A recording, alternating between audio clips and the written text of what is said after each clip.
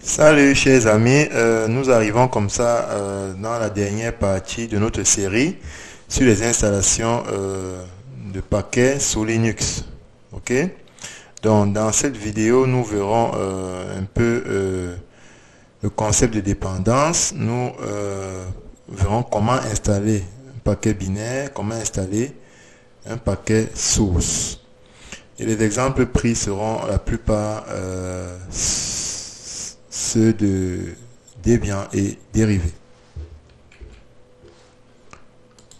Alors, le schéma que je vous présente ici montre un peu la structure de dépendance. Là, on a plusieurs paquets qui dépendent l'un de l'autre. Ok? Nous voyons ici au centre là ce paquet qui dépend à peu près de deux autres, ok, ainsi de suite. Donc lorsque l'on installe un paquet, ok, ce paquet dépendra d'un autre qui existe déjà ou pas. Si le paquet duquel il dépend n'existe pas encore, alors le système automatiquement, selon la commande que vous allez taper, va demander d'installer ce paquet-là. S'il existe déjà, alors il va l'utiliser tout simplement. Ok? Donc il y a donc comme ça les structures de dépendance entre les différents paquets. Et ces structures de dépendance là dépendent aussi, doivent être respectées selon les versions. Ok? Cela veut dire par exemple que un paquet de version supérieure, n'est-ce pas, peut dépendre effectivement d'un paquet de version inférieure ou égale, mais pas supérieure, par exemple. Sinon, il y aura problème. Donc, c'est également pareil lorsque vous voulez supprimer un paquet. Alors, cela implique que les liens qu'il avait les autres paquets soient impactés. Nous sommes d'accord? Donc, par exemple, lorsque je veux supprimer ce paquet sur lequel j'ai mis la croix, cela implique donc que le lien qui le lie avec le paquet qui est au centre soit coupé. Ok? Donc, c'est fondamental. Donc, la suppression également permet de restructurer les dépendances qu'il y avait auparavant. Là, c'est important. Donc, ce qui fait qu'on peut se retrouver dans un cas où il y a des paquets qui sont orphelins. Ok, pourquoi? Parce que tous les liens qu'ils avaient avec d'autres paquets ont été coupés dû à des suppressions, par exemple. Mais l'objectif général, c'est quoi? C'est de garder un état stable. Il faut que, étant administrateur, que vous puissiez donc exploiter les commandes qui vont garder l'état stable en termes de dépendance. Alors, comment est-ce qu'on installe un paquet binaire? Sous Debian, le paquet binaire, c'est le point .deb. Ok. Et là, on peut utiliser donc l'outil dpkg, Debian Package, qui est le premier outil qu'on peut utiliser pour installer dans les points .deb. Et la commande qui est utilisée, c'est quoi? dpkg-i, le nom du paquet .deb. Cela sous-entend donc que vous avez déjà téléchargé ce paquet, n'est-ce pas, qui est à votre disposition, et que vous tapez dans cette commande. Et lorsque vous allez taper la commande, il y aura une vérification de l'existence des versions récentes, si jamais ce paquet existe déjà, quoi. Ok, dans votre ordinateur. Ok. Il y aura également une vérification sur les dépendances. Est-ce que les paquets dont celui-ci dépend sont existants, comme je vous ai dit tout à l'heure. Sinon, il faudra également les installer. Ok. Mais ce qui est le cas pour dpkg, si jamais il y a une dépendance qui n'existe pas sur le système, il faudra que l'utilisateur puisse télécharger mécaniquement ce paquet pour pouvoir l'installer, et ainsi de suite. On peut donc avoir comme ça un système où chaque fois l'utilisateur sera en train de télécharger des packages pour installer afin d'assurer la dépendance. Ça, c'est l'un des inconvénients de dpkg. Okay? Parce que l'utilisateur aura cette responsabilité, n'est-ce pas, de s'assurer que les dépendances soient vérifiées. Donc ici, vous voyez par exemple, c'est un exemple d'installation. Voilà, dpkg-i openshot.deb. Ok. Mais là, vous voyez donc qu'il y a des dépendances qui ne sont pas satisfaites. On dit dépend par exemple de Python 3. Ok, ainsi de suite. Vous voyez. Donc là, ça demande à l'utilisateur d'installer d'abord. Or, on peut avoir comme ça des centaines. Ça devient donc fastidieux. Donc, on peut également supprimer un paquet binaire qu'on a installé avec dpkg-r. Le nom du paquet, cette fois-ci, on ne met plus .deb. Ok. La suppression va également contrôler les dépendances. Comme je l'ai dit au début, il faut se rassurer que les dépendances soient stables. Ok. Donc un paquet ne peut pas être supprimé si tous les autres paquets qui en dépendent sont également supprimés. Ouais, c'est une contrainte qui doit être fixée. Lorsque le paquet est supprimé, les fichiers de configuration restent en place dans le système. Ok. Et maintenant, si jamais on veut supprimer le paquet avec ces fichiers de configuration, alors on va utiliser dpkg-p -puge et le nom du paquet. Donc là, vous avez un exemple de suppression de paquet. Maintenant, on peut vouloir avoir les informations sur un paquet binaire qu'on a installé. Là, on utilise dpkg-l, nom du paquet .deb cette fois-ci. Et les informations qu'on pourra avoir, c'est quoi? La version, l'architecture, le mainteneur et puis les dépendances. Là, sur l'exemple que vous voyez affiché, on voit bien effectivement les informations sur la version, sur l'architecture AMD64, la version, ok, le mainteneur qui est Chrome, Linux, Steam, etc. Et les dépendances. Ok. On peut afficher également, n'est-ce pas, la liste des paquets qui ont été installés et leur contenu. Ok, et afficher les fichiers qui ont été créés lorsqu'on installait ces paquets là. Là on peut donc faire dpkg -get selections, ok, ou bien on peut exploiter la commande dpkg -query -l, ok, et là vous aurez donc -l minuscule bien entendu. Et lorsque vous utilisez dpkg -l majuscule et puis le nom du paquet, là vous avez les fichiers qui sont accédés concernant l'installation de ce paquet. On peut également reconfigurer un paquet qui est déjà installé. Ok, ça arrive généralement pour pouvoir remettre des nouveaux paramètres. Ok, donc là on peut faire dpkg-reconfigure et puis on met le nom du paquet. Ici par exemple on peut le faire pour phpMyAdmin. Vous voyez, et puis là il y a dans un écran graphique qui va s'afficher qui permettra à l'administrateur de pouvoir reconfigurer cela. Et lorsque cela est bien fait, vous aurez donc un message qui vous guide dans cela. Maintenant, on peut installer dans un paquet binaire en utilisant l'outil apt. apt qui veut dire Advanced Package Tool, qui est un système de gestion de paquets, ok, qui permet dans la mise à jour, la suppression et la gestion de paquets. Donc cet outil offre des fonctionnalités telles que la recherche avancée et la résolution automatique des dépendances. Donc contrairement à dpkg qui laisse cette activité à l'utilisateur, apt permet de gérer automatiquement la stabilité des dépendances. Mais surtout ne pensez pas que apt remplace dpkg, ok, c'est pas le cas. Mais apt lui s'appuie donc sur le fichier etc apt source.list qu'on a vu dans l'une des vidéos, ok, qui permettra de spécifier là où il va prendre dans les paquets qu'il va installer.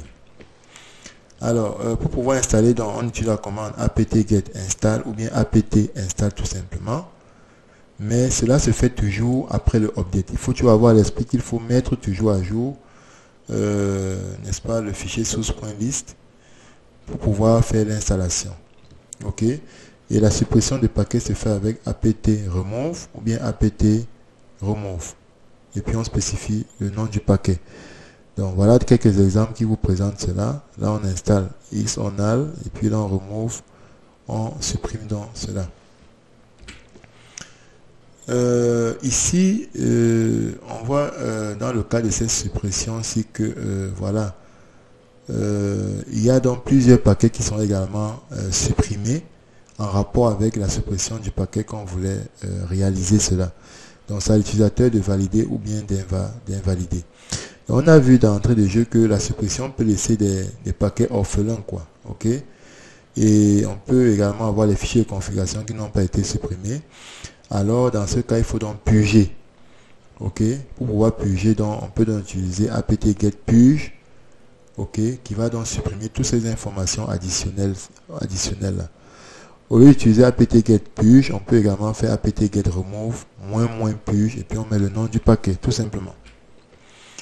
Alors maintenant on peut avoir les dépendances qui ont été cassées. Je l'ai montré dans la figure à l'entame là, et ce qui fait que ces dépendances qui ont été cassées peuvent être résolues, ok, lorsque vous utilisez la commande apt-get install -f ou bien apt-install -f qui va permettre de réparer, de fixer les paquets cassés en installant les dépendances qui manquent, afin de s'assurer que tous les paquets soient à un niveau cohérent. Alors maintenant, lorsque vous installez à partir du fichier source.list en indiquant les référentiels, il y a donc un cache qui est créé dans votre système. Ok, il y a un cache qui est créé dans votre système qui permet de garder les informations sur les paquets qui peuvent être installés, les métadonnées. Ok, ces métadonnées peuvent avoir le nom du paquet, la version, la description, les dépendances et les référentiels. Ok, donc ce cache est manipulé par la commande apt cache. Ok, lorsque vous tapez apt cache, cela vous permet d'interroger le cache local et d'obtenir les informations pertinentes sur l'existence des paquets ou pas. Ok, et là le cache local est généralement gardé dans /var/lib apt, ok, qui permet de garder comme une image de ce qu'on a sur internet, quoi, lorsque vous partez prendre les paquets sur internet. Ok, donc et la mise à jour de ce répertoire se fait en corrélation avec les informations qui sont dans source.list et ceux qui sont dans le répertoire etc apt source.list.d.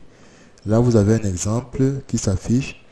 Apt cache search shoot vous présente donc l'ensemble des paquets dont le nom a ce mot-clé-ci. Ok, voilà, donc il va donc fouiller dans le cache local pour vous dire effectivement est-ce que ce paquet existe, ou du moins est-ce qu'il y a des paquets qui sont proches de ce paquet qui existe. Alors on peut avoir également les informations détaillées sur le paquet en local. Ok, cela en utilisant la commande apt cache show. Ok, show, cela suppose que vous connaissez le nom exact du paquet. Et là, vous avez les informations détaillées dessus avant de procéder à l'installation. On peut également vérifier les dépendances et les dépendances inverses d'un paquet. Là, en utilisant la commande apt cache depends. Et là, on nous donne donc les informations sur les dépendances concernant ce paquet-là. Et même les dépendances inverses sur ce paquet. On vient comme ça de voir tout ce qui concerne l'installation des paquets binaires. Là maintenant on va donc voir comment est-ce qu'on installe un paquet source. Je rappelle donc que le paquet source généralement a pour extension .tar.gz ou bien .tar.bz2. Ok, donc généralement pour installer un paquet source, il faut vous rassurer que vous avez installé le paquet build essential. Pourquoi? Parce qu'il vient avec les compilateurs C, les compilateurs C++ qui sont généralement exploités pour compiler les paquets sources. Donc une fois que vous êtes rassuré que ce paquet est là, maintenant, lorsque vous avez le paquet source, vous l'avez téléchargé, la première chose c'est la décompression. Vous devez décompresser ce paquet, ok, en utilisant tar xvzf, ok, comme ici. Et là, lorsque vous décompressez, il y a un répertoire du même nom que le paquet qui sera créé dans le répertoire courant. Ensuite, qu'est-ce qu'il faut faire? Il faut se déplacer dans ce paquet-là en faisant cd le nom du paquet, comme ici. Alors, ensuite, qu'est-ce que vous faites? Vous pouvez créer un dossier d'installation. C'est pas obligatoire, mais généralement, on le fait. Pourquoi? Parce que on ne veut pas qu'il y ait doublon, qu'il y ait une sorte de duplicata si jamais ce paquet existe déjà dans votre système. Ok? Là, par exemple, mkg install test, c'est un exemple. Ensuite, qu'est-ce qu'il faut faire? Il faut donc configurer, il faut faire une configuration par rapport à l'environnement hôte, l'environnement matériel dans lequel va s'installer ce paquet-là. Cela se fait avec ./configure. Vous tapez ./configure, ok, ./configure. Et puis maintenant, vous pouvez spécifier le chemin du dossier d'installation. Moins préfixe, ok, moins préfixe, vous dites égal, vous mettez le chemin du dossier d'installation. Là, c'est un exemple à droite. Ensuite, qu'est-ce que vous faites? Vous faites donc la compilation et l'installation maintenant. Pour pouvoir compiler, qu'est-ce que vous faites? Vous faites le make, tout en minuscule, vous faites le make. Après avoir fait le make, qu'est-ce que vous faites? Vous passez en mode super utilisateur, ok, en faisant SU, et on va vous demander le mot de passe root, vous mettez ce mot de passe. Et ensuite, vous faites l'installation en faisant donc le make install. Et automatiquement, le système va prendre la main et va installer donc le paquet source. Ok, c'est très simple. Donc maintenant, vous pouvez désinstaller en faisant make on install, tout simplement. Voilà, chers amis, voilà, donc ça c'est dans le processus qui vous permet donc de pouvoir installer un paquet source. Le paquet source n'est pas encore compilé, ok, il est encore à l'état source, à l'état de code source. Maintenant, c'est à vous de le transformer pour qu'il soit exécutable. Et pour le faire, vous devez suivre dans ce processus.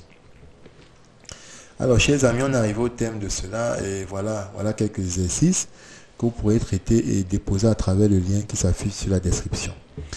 Je crois que j'ai été explicite et exhaustif. Si vous avez aimé, vous cliquez sur like et n'oubliez pas de vous abonner sur ma chaîne. Merci et à une des prochaines vidéos.